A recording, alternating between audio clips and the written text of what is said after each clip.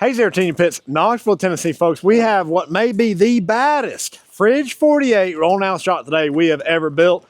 So going on man Clayton in New Mexico, about to load up on a trailer, ship it to him. He has got it set up with about everything we can put on it. Off-road package, upgraded wheels and tires, insulated firebox, hot box.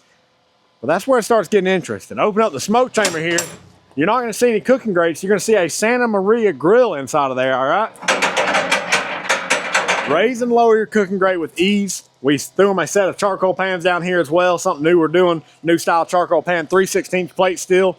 Pretty slick. Now, this whole Santa Maria grill is removable, so you can unhook your chains, get that out of there, and you still got your 3 cooking grates to slide in there when you're in smoker mode. That ain't it, though. It keeps going. He has also got a full rotisserie setup that will slide in there. Take your, you can actually, hell, you can leave all this in there, throw your rotisserie in there, get you some coals going, boom. Santa Maria grill and rotisserie at the same time.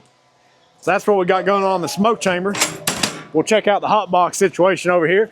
This is just our standard 30-inch hot box here, 5 sliding trays. Y'all know the deal. 1,776 square inches cook space, guys. That's because we love America.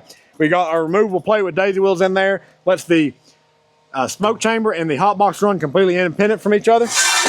Be cooking at 2 different temperatures at once.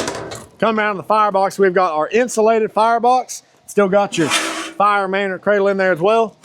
D-ring tie downs on all 4 corners. So hey guys, y'all know the deal. If you need a custom pit built, you know to call. Team G Pits, Knoxville, Tennessee.